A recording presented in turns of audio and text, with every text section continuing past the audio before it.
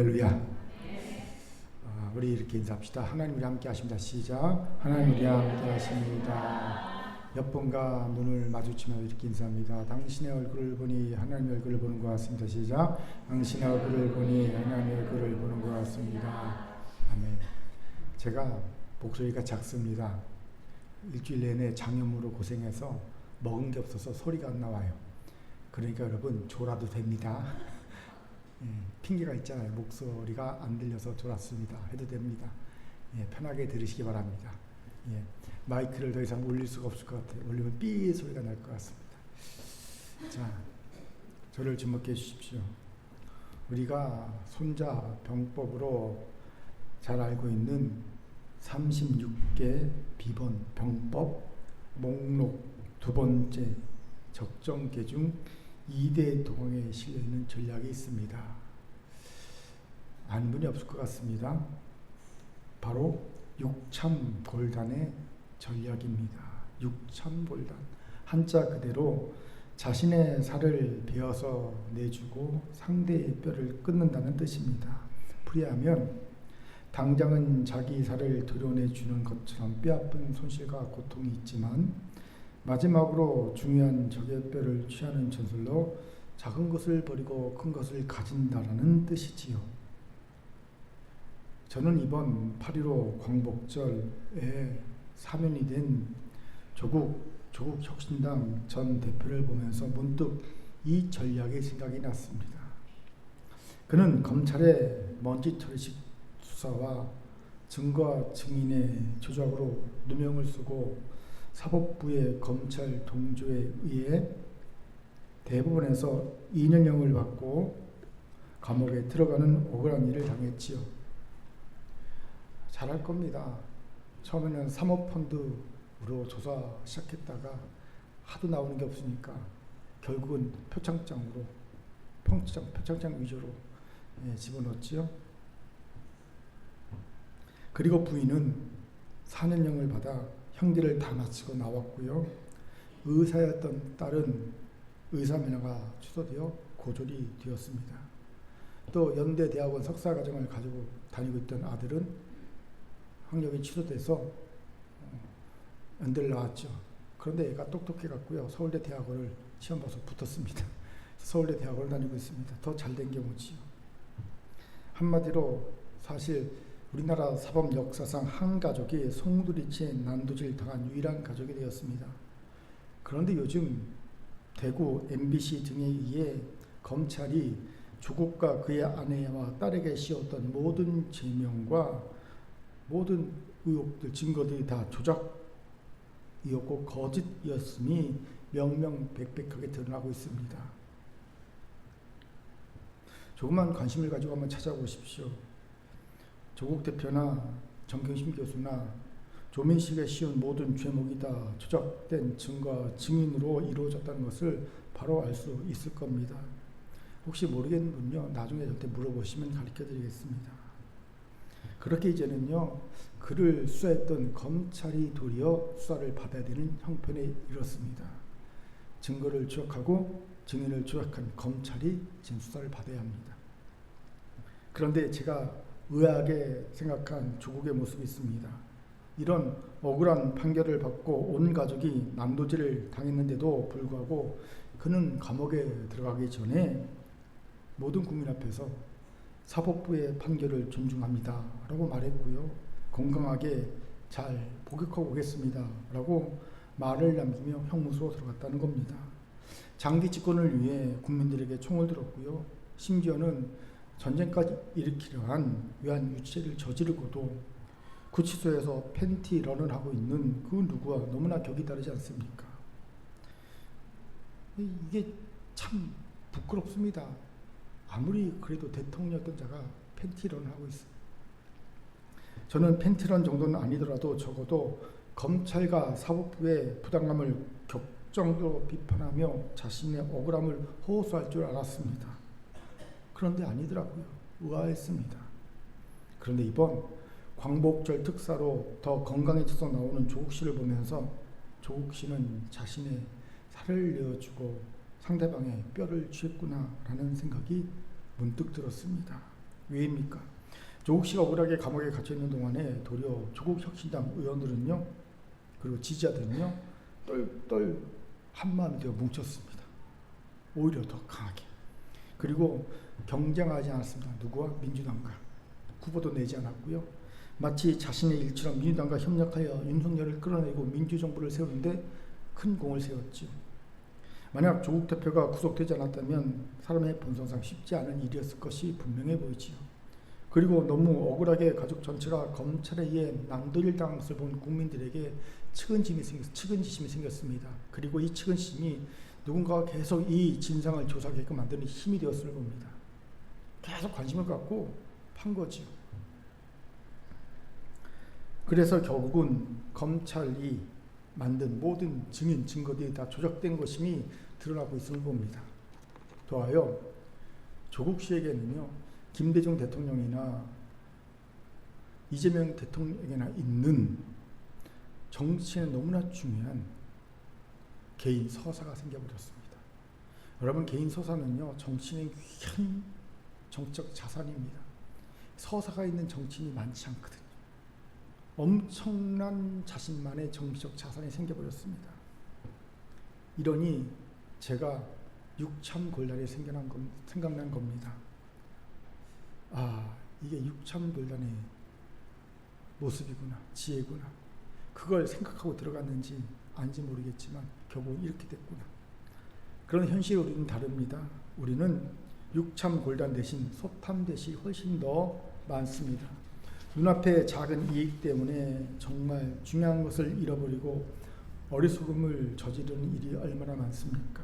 굳이 예를 들 필요도 없이 너무 많죠. 이건 성경의 인물이라고 예외가 아닙니다.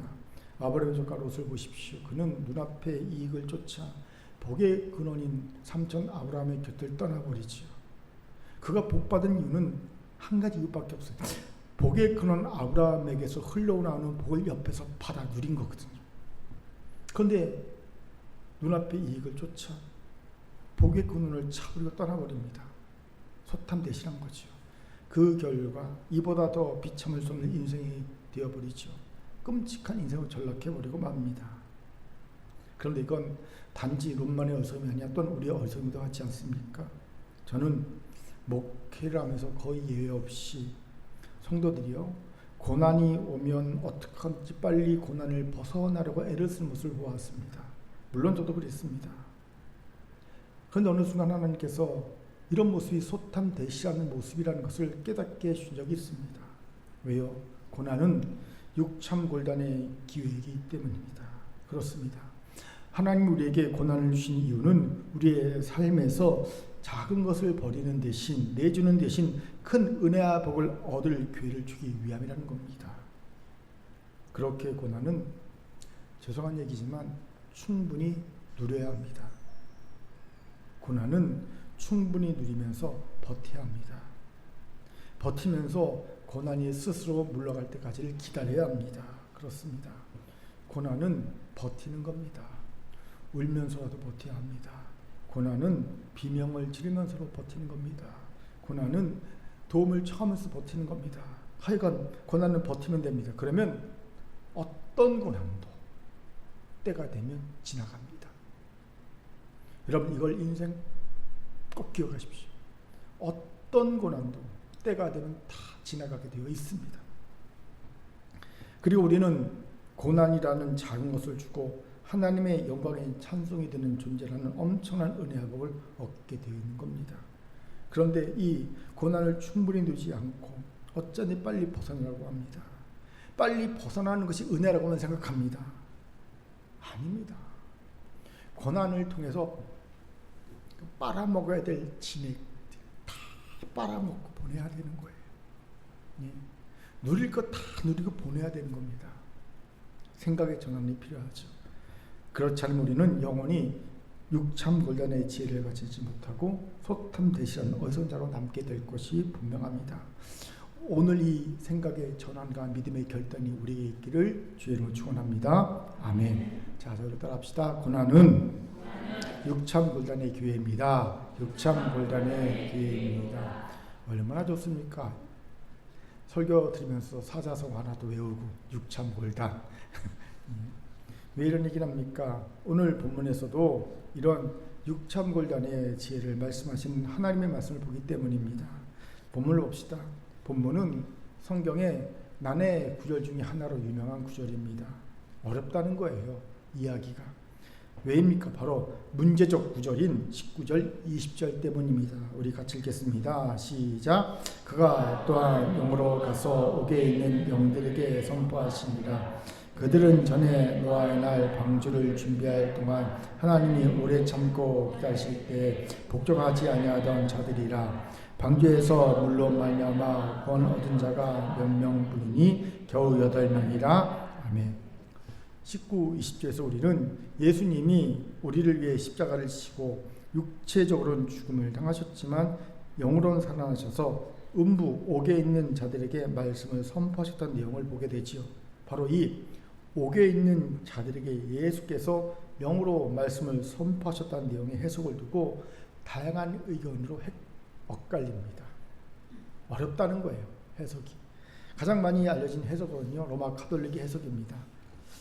로마 가톨릭은 이 옥을 연옥이라고 주장합니다. 들어보셨을 겁니다. 연옥. 연옥은 사후에 천국에 가지 못한 사람들, 공로가 부족한 사람들, 그렇다고 지옥에 갈 만큼 죄를 짓지도 않은 사람들, 어중간한 사람들이 가는 곳이 연옥입니다. 연옥에 사람들이 머무는 곳인데, 옥은 이 연옥에 있는 이들에게 예수님께서 구원의 길을 주시기 위해 영으로 가셔서 말씀을 선포하셨다고 해석합니다. 그렇답니까? 마음에 드십니까? 그렇다면요, 여러분 주변에 천국에 갔는지 헷갈리는 분들이 있다면 그분을 위해 기도하시면서 저 뒤에 헌금통에다가 헌금을 한 단만 넣으시기 바랍니다.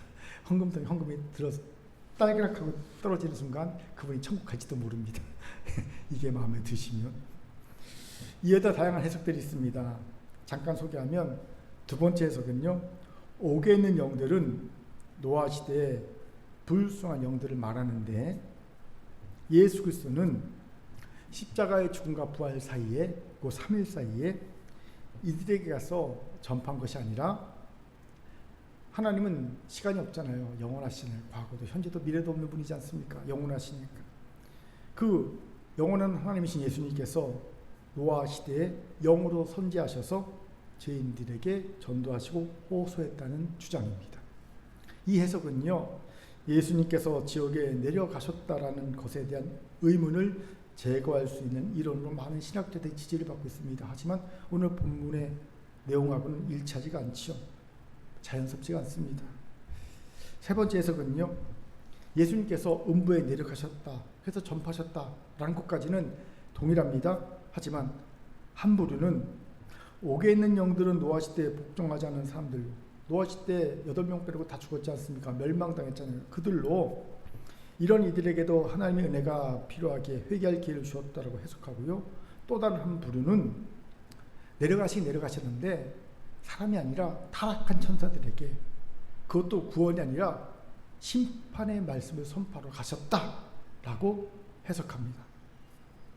네 번째 해석은요, 예수님이 그의 죽음과 부활의 중간 사이에 내려가신 건 맞는데 노아 시대 사람만이 아닌 모든 죽은 사람의 세계에 내려가서 모든 이들에게 복음을 전파하셨다는 겁니다.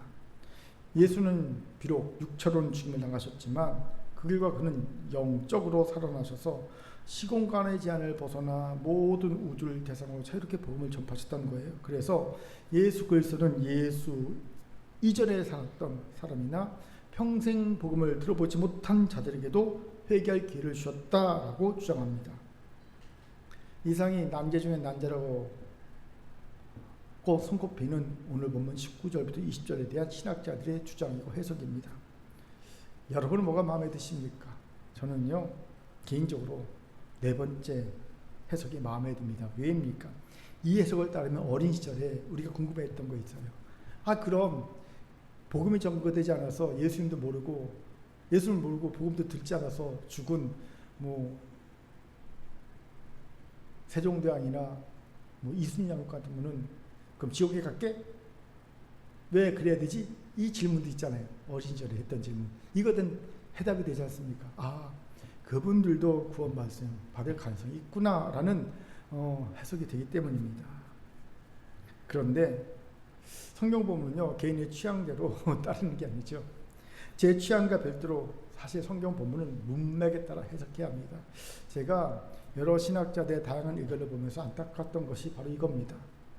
어느 하나 문맥에 따라 오늘 본문을 해석하고자 하는 해석이 없더라는 거지요. 이러면 잘못될 해석이 될 가능성이 크지요. 그렇기에 내 취향과 별도로 문맥에 따라 오늘 본문을 해석해 봐야 합니다. 이를 위해 오늘 본문이 어떤 문맥하에 놓여 있는지를 알아야 합니다. 성경을 보면 오늘 본문은요, 전체 회족에 대한 권고를 하는 와중에 놓여 있습니다. 쭉 권고를 각 계층에서 하다가 뭐 여자에게 하고 남편에게 하고 등등 청년에게 하고 쭉 하다가 맨 마지막에 전 회중에 하는 권고를 하고 있는 문맥 중에 있어요. 그럼 전체적인 어떤 권고를 하는 와중입니까? 바로 고난당함입니다. 구체적으로는요, 선을 행함에도 불구하고 당하는 고난에 대한 권고입니다. 선을 행했는데 내가 왜 고난을 당하지? 의아심을 갖고 있는 성도들에게 그거에 대한 답을 주는 거예요.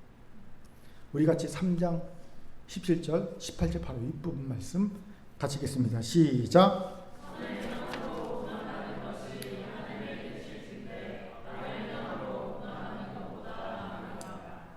보세요. 베드로는 악을 행해서 고난받지 않고 선을 행함으로 고난받는 것을 낫게 여기라고 말합니다. 이 낫게 여기란 말은요, 사실은요, 복인 줄 알아 란 말입니다. 야, 그러니까 죄를 지어서 고난받는 것보다 선을 행해서 고난받는 것이 훨씬 더 나은 거야. 복인 줄 알아. 이런 얘기입니다. 왜요? 그 이유가 뭡니까? 선을 행함으로 고난받는 것이 하나님의 뜻이기 때문이라는 거예요. 야, 선을 행함으로 고난받는 것이 하나님의 뜻이야. 그러니 선을 행함으로 고난받는 것 나은 줄 알아. 여기서 자연스럽게 이런 질문이 생기지 않습니까? 왜 선을 행함으로 고난받는 것이 하나님의 뜻입니까? 바로 이 질문에 대한 답이 오늘 난제의 구절인 19절, 20절입니다. 18절부터 20절입니다. 우리 18절, 20절까지 다시 한번 읽어보겠습니다. 시작. 그리스도께서도 단번에 죄를 위하여 죽으사 의인으로서 불의한 자를 대신하셨으니 이는 우리를 하나님 앞으로 인도하려 하심이라. 육체로는 죽임을 당하시고 영으로는 살림을 받으셨으니 그것 또한 영으로 가서 옥에 있는 영들에게 선포하시니라. 그들은 전에 노아의 날 방주를 준비할 동안 하나님이 오래 참고 기다리실 때 복종하지 아니하던 자들이라. 방주에서 물로 말미암아 구원 얻은 자가 몇 명뿐이니 겨우 8명이라. 아멘. 혹시 여러분 중에 18절부터 20절까지가 왜 선을 행함으로 고난받는 것이 하나님의 뜻인가? 라는 질문에 대한 답이 될 수 있는지에 대한 알 것 같은 느낌이 드는 분 있습니까? 아, 난 알 것 같아. 왜인지. 만약 그런 분이 있다면 목회자나 신학자가 되기를 추천드립니다. 그냥 썩히기는 아까운 말씀의 은사가 있는 분이 맞아요. 굉장히 어려운 부분이거든요. 자, 다시 본론 들어가 왜 본문이 선을 행함으로 고난받는 것이 하나님의 뜻이냐는 질문에 대한 답이 될까요? 왜? 간단합니다. 본문은 육참골단의 지혜를 말해주고 있기 때문입니다. 이게 무슨 말입니까? 잘 들어보세요. 예수는 단번에 죄를 위하여 죽으사 의인으로서 불의한 자를 대신하셨습니다. 여기서 단번은요, 주저주저하지 않고란 뜻이 아니라 결정적인 한 번이라는 뜻입니다. 한 방에 그냥 결정적인 한 번에 라는 뜻이에요. 그런데 이 얼마나 억울한 일입니까? 그 누가 있어 예수님보다 더 억울한 죽음을 당한 이가 있겠습니까? 없습니다. 예수님은 창조주요 구원자이십니다. 그런 분이 낮고 천한 인간성에 오셔서 인간에 되어 30년을 기다리셨습니다. 이 얼마나 황당하고 억울한 일입니까? 우리는 억울한 일을 당하면 단 며칠도 기다리기 힘들지 않습니까? 그런데 예수님 무려 30년을 기다리셨습니다. 그리고 공생의 기간 내내 이스라엘에 가난하고 병들고 귀신되는 자들을 찾아다니시며 구원하는 일을 하셨습니다. 사람의 인정과 칭찬과 부귀와 영화를 멀리하셨고요. 가장 낮은 자리에서 섬기는 자로 사셨습니다. 오죽했으면 예수님이 스스로 말씀하시죠. 야, 새들도 둥지가 있고 여우도 머리 들 곳이 있는데 굴이 있는데 인자는 머리 들 곳조차 없다 말씀하셨겠습니까? 그만큼 고된 삶을 사셨습니다. 그런데 그 결과가 뭡니까? 제자들과 사람들의 배신이요, 하나님을 섬긴다는 종교 지도자들에 의한 십자가의 죽음이었습니다. 그러니 인간도 아닌 하나님으로서 이 얼마나 황당하고 억울한 일이겠습니까? 흠도 점도 없는데 말입니다. 또 흠도 점도 있다 한들 하나님이신데 그게 뭔 대수가 되겠냐는 거예요. 여기에 놀라운 일이 있습니다. 그럼에도 예수께서는 어떠한 저항도 없이 도살장에 끌려가는 양처럼 그 죽음을 받아 드셨다는 거예요. 너무나 이해하죠. 그런데 놀라운 일이 벌어집니다. 그렇게 그 억울한 죽음을 받아들이신 예수께서 그 결과로 영으로 살심을 받아 옥에가 있는 영들에게 선포하십니다. 여기서 옥은 다른 의미가 아니라 대적 사탄이 주관하고 있는 죽음의 영역을 의미합니다. 즉 사단의 본거지를 의미합니다. 사단의 본거지에 가서 사단에게 묶여있는 멸망당할 것으로, 완전한 두 번째 멸망을 당할 것으로 예비되어서 사단에게 묶여있고 사단의 종로 타고 있는 영혼들에게 복음을 증거하십니다. 즉 사단의 뒤통수를 세게 때리신 겁니다. 살을 주고 뼈를 취하신 승리를 얻으신 거예요. 사도 바울도 이 부분에서 시편 68편을 인용해서 에베소 4장 8절부터 10절까지 이런 선언을 하십니다. 같이 읽겠습니다. 시작. 그러므로 이르기를 그가 위로 올라가실 때 사로잡혔던 자들을 사로잡으시고 사람들에게 선물을 주셨다가 하더라. 올라가셨다 했은즉 땅 아래 낮은 곳으로 내리셨던 것이 아니면 무엇이냐. 내리시는 그가 곧 모든 하늘 위로 올리시니 이는 만물을 충만하게 하려 하심이라. 아멘. 보세요. 사도 바울은 그가 위로 올라가실 때 사로잡혔던 자들을 사로잡으시고 사람들에게 선물 주셨다고 말한 후에 자신의 해석을 덧붙입니다. 야, 올라가셨다고 하셨으니까 그 말은 곧 땅 아래 낮은 곳으로 내리셨다는 것이 아니면 무엇이겠느냐 라고 말합니다. 해석을 덧붙이죠. 여기서 바울이 분명하게 말하고 있는 바가 무엇입니까? 승야에 올라가시기 전에 예수 그리스도는 먼저 임무를 띠고 내려가셨다는 겁니다. 어디로요? 바로 적의 영도, 적의 심장부, 적의 본거지인 지옥으로 말입니다. 바울이 말하는 겁니다. 예수님은 적의 심장부 지옥에 내려가셨다. 더 중요한 질문이 생기지요. 그런 본문에서 사도 베드로가 말하고 싶은 의도가 뭡니까? 왜 이런 얘기를 합니까? 이미 답이 나왔어요. 예수께서도 살을 주고 뼈를 취하듯이 고난을 당하고 대적 사탄에게 승리를 얻었으니 너희도 그렇게 고난을 선용해라. 질문이 무엇입니까? 왜 선을 행하고 고난을 당합니까? 이 질문이 있었다고 했지요. 그게 답이라고 했지요. 예수님이 답인 거예요. 너희들 선을 행하고 고난을 당하냐 질문했지. 예수님은 이렇게 하셨어. 살을 주고 뼈를 취하시는 삶을 사셨어. 그게 선을 행함으로 고난을 당하는 이유야. 그렇게 너희의 고난을 선용해. 육참 골단의 기회로 선용해. 이거라는 거지요. 이런 의미에서 베드로가 선을 행함으로 고난을 당하는 것이 하나님의 뜻이다라고 말하고 있는 겁니다. 제가 이렇게 이걸 좀 이 부분을 길게 설명한 이유는요, 일부에 외에 이 부분에 대해서 묻는 질문이 있었기 때문입니다. 그렇게 사실 베드로에게는 이 사실 이외에는 다른 사실들이 그리 중요하지 않았던 것으로 보입니다. 아마 제 생각에는요, 우리가 앞에서 언급한 여러 해석들에 대해 베드로는 별 관심이 없지 않았나 싶습니다. 연옥이 있는지 없는지, 예수께서 부활 전 3일 동안에 옥에 가셔서 노아 시대 사람들에게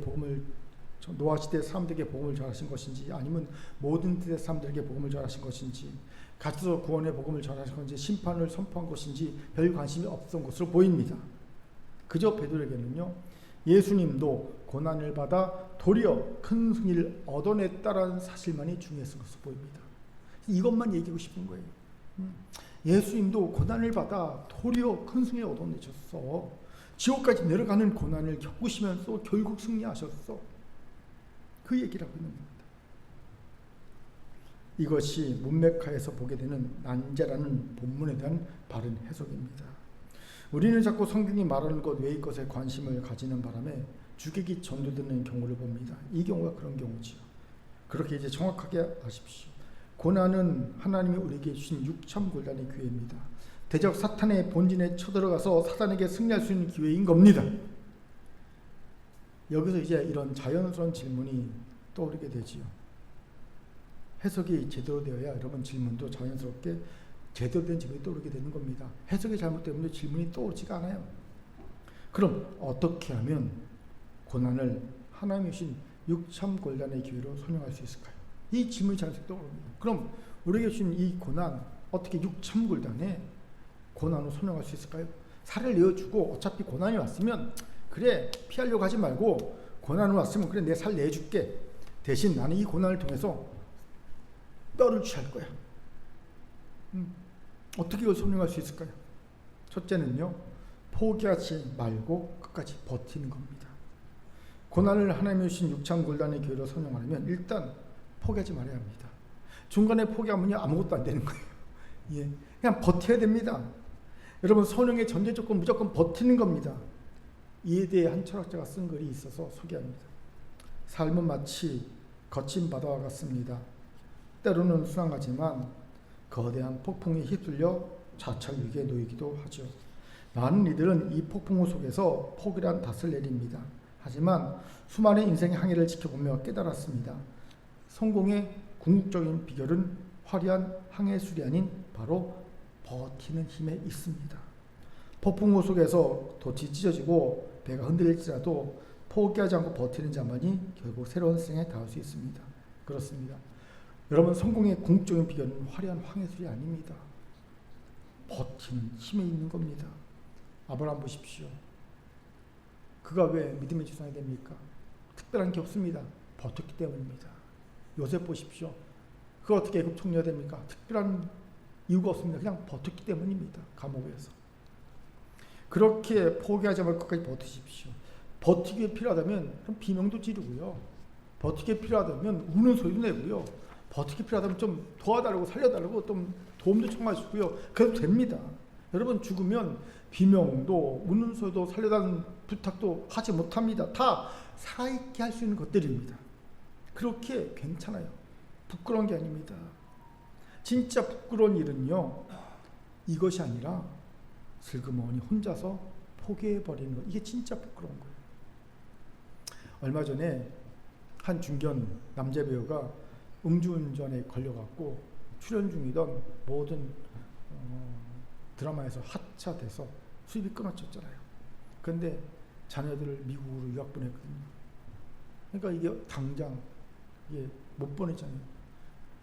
혼자 괴로워하다가 극단적 선택을 했더라고요. 너무 안타깝더라고요. 참, 왜 이렇게 성급할까? 버티지.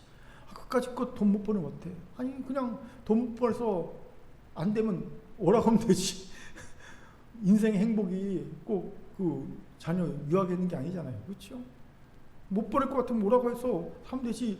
그 못 보낸다고 아버지가 죽어버리면 자녀들이 어떻게? 그렇죠? 금요일에 우연히 드라마를 보는데 요즘 한참 그 인기가 있는 드라마가 있어요. 우리 이정선이 재밌게 보는 드라마가 있는데 그 드라마에 그 배우가 나오더라고요. 찍어놓은 거예요. 유작이 됐어요. 본의 아니게 유작이 됐더라고요. 그 배우에. 그걸 딱 보면서 더 마음이 짠하더라고요. 예. 아, 왜 저렇게 성급했을까? 여러분, 성급하면 안 됩니다. 실존주의 철학자이자 작가인 카프카가 이런 말을 합니다. 인간에게는 두 가지의 원죄가 있다. 하나는 성급함이고 다른 하나는 태만합니다. 인간은 성급하기에 낙원에서 추방되었고 태만했기 때문에 낙원으로 돌아가지 못했다. 보세요. 신학적이진 않지만 철학적인 문학적인 통찰의 작가의 말입니다. 성급함은 인간의 두 가지 원죄 중 하나일 정도 우리의 삶에 지대한 악영향을 끼친다는 겁니다. 여러분 생각해 보세요. 하나님이 자기 형상도 지으신 그 자기 자녀인데 시간이 좀 어련히 알아서 성장 성숙시켜서 하나님처럼 만드실까요? 하나님이 자기처럼 만들기 위해서 자기 형상도 지으신 거 아닙니까? 그러니 좀 진득하게 기다리면 될 거를 그걸 기다리지 못하고 성급하게 하나님처럼 되고 싶으면 낼름 그냥 뱀이 준 선악과 따먹습니까? 얼마나 성급합니까?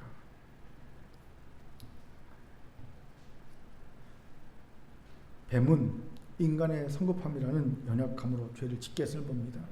마찬가지로 성급하면 절대 고난을 포기하지 않고 끝까지 버텨내지 못합니다.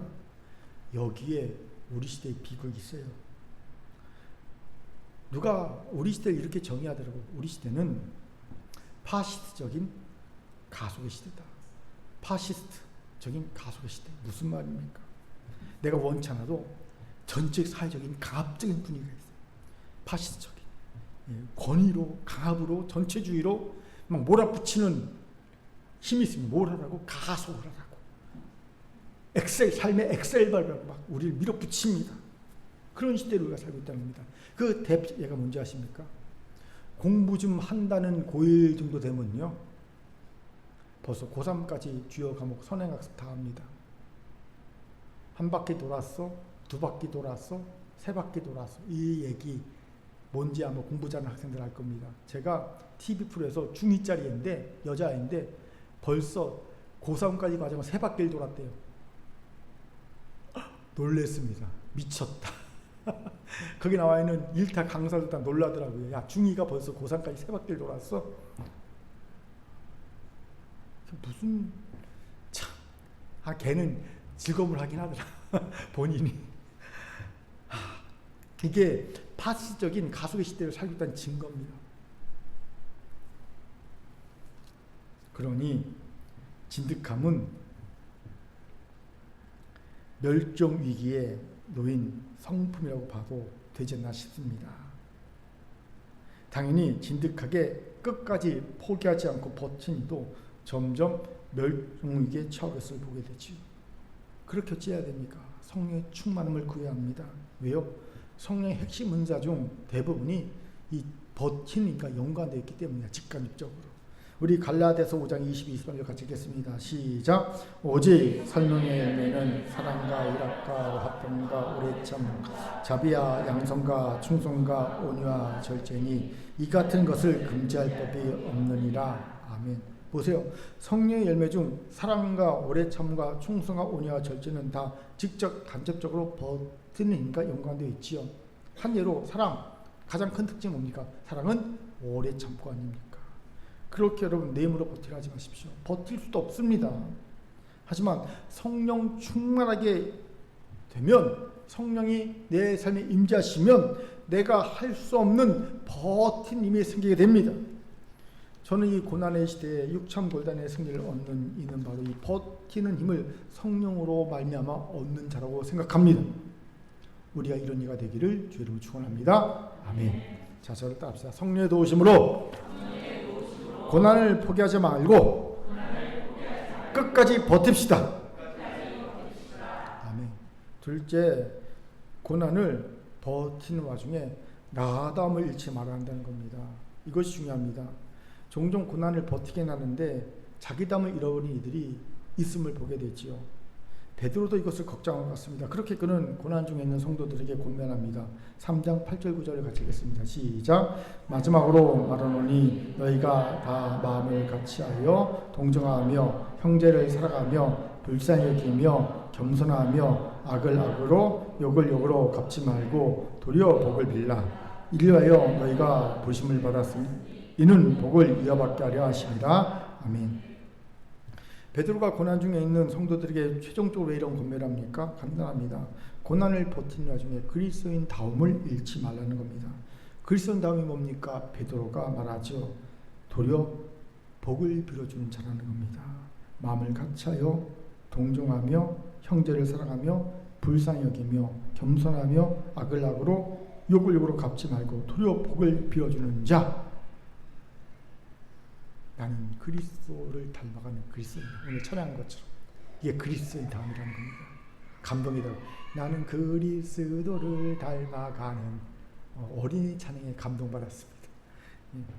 그런데 오랜 고난을 당하면서 자기 다움을 잃지 않고 지켜내기가 쉽지 않아요. 보통은 오랜 고난을 당하면요, 사람이 어떻게 변하냐면요, 일단 마음이 거칠어집니다. 그 마음에 의심도 많이 생기고요, 마음 한구석에 뭐가 쌓여있을까? 화가 쌓여있어요. 화가 쌓인지 알려면 여기를요, 콕 누르면 아프면요, 화가 있는 거예요. 화가 쌓여있고요, 그리고요, 쉽게 공격적이 됩니다. 제가 여러 번 이야기한 적이 있어요. 제가 청년 때 21살, 22살 때 혼자 남도 여행을 간 적이 있는데, 우연히 재래시장을 갔는데 자판을 깔고 있던 아주머니 두 분이 싸우더라고요. 몸싸움은 아니고 말로 싸우는데, 제가요, 난생 처음 들어보는 그 육두문자들의 혼이 나갔습니다. 그 기세에 놀랐어요. 무서웠어요. 청년인데. 그래갖고 제가 빠져나왔습니다. 다시는 갈 때 못 된다. 이러면서요.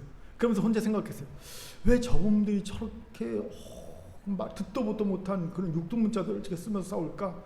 저렇게 거칠었을까? 인생이 그만큼 고달팠겠구나. 그런 생각이 들었어요. 마침 우리 어머니 아버지가 안 오셔서 말씀드리는데, 우리 어머니가 그런 얘기 하시더라고요. 처녀 때 자기 목소리가 자기 귀에 안 들렸대요. 워낙 목소리가 작아서. 왜냐하면 그 양반집, 송시열 양반집, 우리 증조할아버지가 막 동네 사람들 데려다가 곤장 치고 막 그랬대잖아요. 9개 군수면서 9개 군을 다스리면서 곤장 치고 그랬거든요.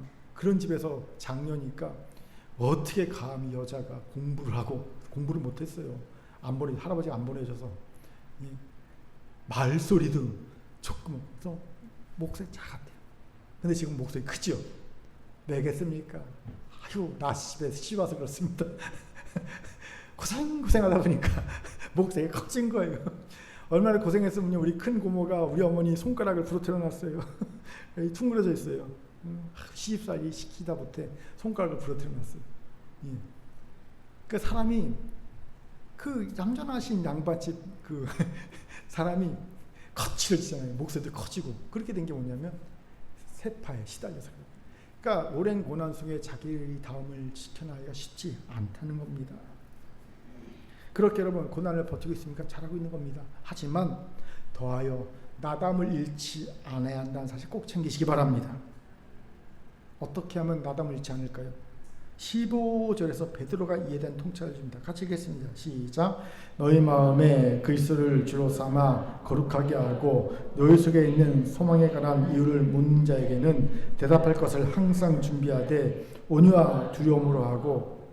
우리 마음에 그리스도가 주인이 되어 있어야 합니다. 그래야 세상과 구별된 거룩함을 잃지 않게 되고요, 온유함과 두려움도 그 마음에 가지게 되는 겁니다. 여러분, 온유함이나 두려움은요, 주인이 있는 자의 마음입니다. 온유함은요, 주인에게 고삐가 꿰진 마음이고요, 두려움은요, 주인이 있게 가지게 되는 주인에 대한 두려운 마음입니다. 여기에서 자기가 점점 세파에 시달리다 보니 나 다음을 잃고 있다는 자각이 되는 분이 있다면 자기의 마음을 한번 돌아보세요. 자기 마음의 주인이 누구인지는 자기가 아니라 다른 것이거나, 자기 마음의 주인이 그리스도가 아니라 자기거나 세상의 어떤 다른 것일 가능성이 100%일 겁니다. 오늘 그 마음의 주인을 다시 그리스도가 되게 하시기 바랍니다. 그러면 주인인 그리스도가 내 마음을 지켜주실 겁니다. 나담을 잃지 않게 하실 겁니다. 제가 이 부분을 보면서 우리 동기 목사들을 인정하는 부분이 있어요. 이제 다들 목회 경력 30년이 넘어가는 중견 목사님들이 다 되시듯 지긋합니다. 대형교회 목사부터 작은교회 목사까지 얼마나 많은 세파를 겪었겠습니까? 그렇죠? 교인 1000명이면 1000개의 고민이 있고 100명 100개의 고민이 있듯이 수많은 세파를 겪으면서 30년을 목회를 해오고 있는데 변할 만도 하지요. 그런데 만나서 얘기하면요, 옛날 신학생 때 봤던 그 모습 그대로예요. 그 다음에 변하는 이들이 별로 없어요. 거의 없으면 그대로를 윤지 30년 전에 지금이랑 비슷해요. 놀랄 정도입니다.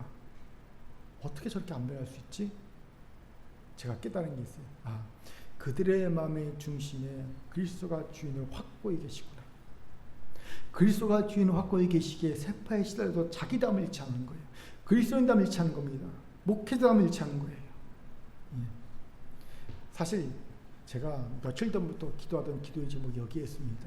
제가 성도들을 놓고 중보하면서 이런 기도를 욕을 하고 있어요. 하나님, 고난 중에 있는 성도들 고난을 버티면서 자기 담을 잃지 않게 달라고, 그리스도인 담을 잃지 않게 달라고. 그가 갖고 있는 그 아름다움, 자기답다가 아름답다는 뜻이거든요. 아름이 나답다는 뜻이거든요. 그 아름다움, 자기다움, 아름다움을 잃지 않는 자가 되게 해달라고 제가 기도하고 있습니다. 요 며칠 동안 기도하는 기도 제목입니다. 왜요? 나담을 잃어버리면 고난을 버텨내도 말짱 도루묵이기 때문입니다. 바라기는 오늘 고난 중에도 그리스도를 마음의 주로 삼아 나담을 잃지 않음으로 육참굴단의 승리하는 우리가 되기를 주의 이름으로 축원합니다. 아멘. 자, 저를 따릅시다. 고난 중에도 마음의 주로 그리스도를 삼아. 옆분과 인사합시다. 나담을 잃지 맙시다. 시작. 나담을 잃지 맙시다. 아멘. 세 번째로 고난을 하나님이 주신 육참골단의 기회로 선용하려면 고난당함의 분명한 목적을 잊지 말아야 한다는 겁니다. 질문이 생기죠. 그럼 고난당함의 분명한 목적이 뭡니까? 바로 옥에 있는 영들에게까지 선포하는 겁니다. 예수님처럼. 이게 무슨 말입니까? 예수님께서 왜 육참골단을 결단하셨습니까? 사단의 옥에 갇혀있는 영들에게 구원의 복음을 선포하고 그들을 구원하기 위해서였습니다. 이것이 예수님께서 육참골단에 결단하신 분명한 이유와 목적입니다. 그런데 이 이유와 목적은 또한 우리의 이유와 목적이 되어야 합니다. 예수님의 이유와 목적만이 아니라 우리의 것이 되어야 합니다. 이것을 주목합시다. 우리가 간과하는 것이 있어요. 우리에게 있는 고난이 우리의 성장과 성숙을 위한 것이라는 생각입니다. 맞는 생각이죠. 하지만 더 나아가야 합니다. 생각이. 왜 우리가 성장하고 성숙해야 합니까? 왜 우리가 하나님의 영광의 찬송이 되는 자리까지 성장하고 성숙해야 합니까? 이유와 목적은 분명합니다. 그래야 영향이 커지기 전에는 품을 수 없었던 이들마저 품을 수 있고 구원할 수 있기 때문입니다. 왜 우리가 품고 구원할 수 있는가 이렇게 정리하십니까? 그릇이 작기 때문입니다. 영향이 안 되기 때문입니다. 우리가 모든 일을 품을 수 있을 만큼 성장하고 성숙하지 않았기 때문입니다. 저는 분명하게 압니다. 우리가 품을 수 있는 영향만큼 하나님이 영혼들을 허락하신다는 사실입니다. 그렇기에 영혼을 많이 품고 싶으면 영향을 키워야 합니다. 큰 교회에 부흥하고 싶으니까 그러면 영향을 키워야 합니다. 성장하고 성숙해야 합니다. 그래서 뭐가 필요할까요? 고난이 필요한 거예요. 때로는 육참골단의 고난도 필요합니다. 그래야 예수님처럼 우리도 영혼들을 붙잡아 가두고 있는 사단의 본진까지 쳐들어가서 영혼들을 구원낼 수 있는 거예요. 저는 이런 의미로 오늘 떠나는 태국 선교팀을 생각하게 되었습니다. 선교팀이 준비하는 거 보면서 참 고생한다라는 생각이 들더라고요. 시간적으로도 물질적으로도 영적으로도 정신적으로도 육체적으로도 마치 태국에 살을 내어주는 것처럼 보입니다. 실제로 그렇잖아요. 드는 예산만 얼마입니까 도대체? 그렇죠? 여러분 좀 태국 갔으면 제가 뻥을 튀길 겁니다. 우리 그 조당시다님 덕분에 우리 약품을 지금 우리가 한 2천만 원 정도 가져가잖아요. 한 3천만 원 뻥 튀면 되게 하면 됩니까? 2천만 원 정도짜리 가져가죠. 그리고 여기저기 해갖고 우리가 그 전봇대도 세워주죠. 그것도 꽤 되죠. 한 1,700만 됩니까? 얼마입니까? 그렇죠? 더 되나요? 모르겠어요. 기억이 안 나요. 12 곱하기 6하면 나오겠죠. 그죠? 그 다음에 각 모아서 가서 쓰는 돈 한 5천원 되지 않나 싶어요. 제 생각에 살을 내준다라는 느낌이 들었어요.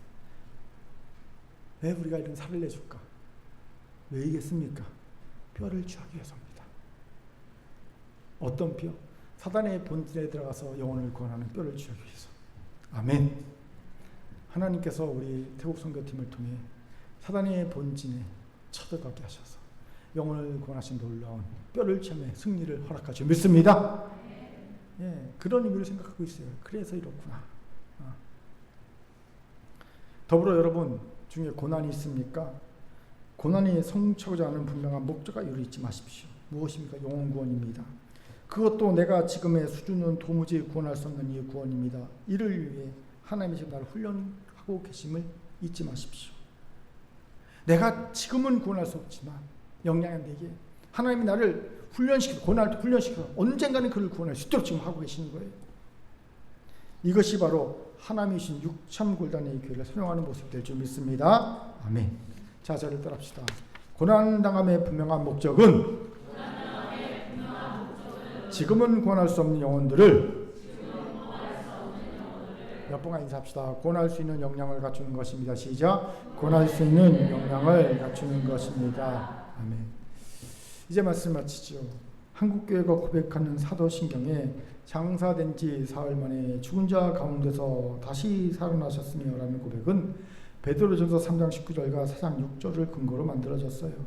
그런데 이 구절에 공인된 사도신경 원문은 장사되어 지옥에 내려가신 지 사흘 만에 죽은 자 가운데서 다시 살아나셨으며입니다.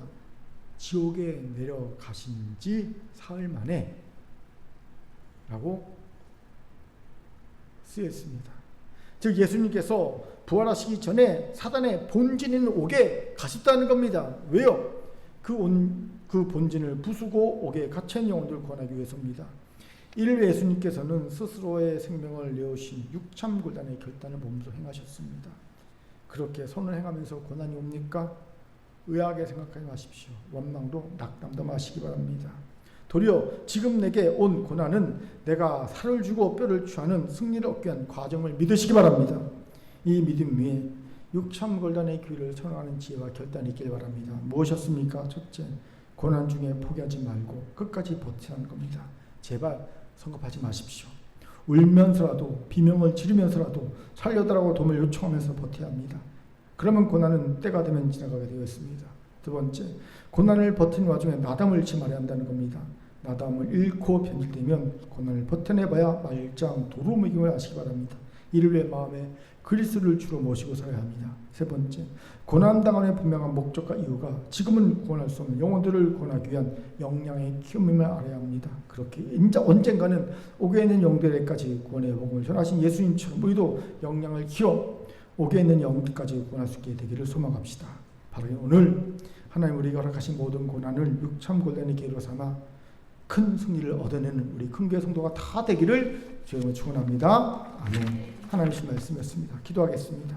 사랑과 자비하는 참 감사합니다. 우리에게 고난이 있음을 감사합니다. 하나님 이 고난을 원망 낙담하고 어쩌지 회피하려 하지 않게 하시고 이 고난을 도리어 육참골단의 기회로 선언하여서 큰 승리를 얻어내는 큰교회 성도들 다 되게 도와주옵소서. 하나님 태국 성교가 이런 놀라운 승리를 얻게 도와주옵소서. 감사드리며 예수님 이름으로 기도합니다. 아멘.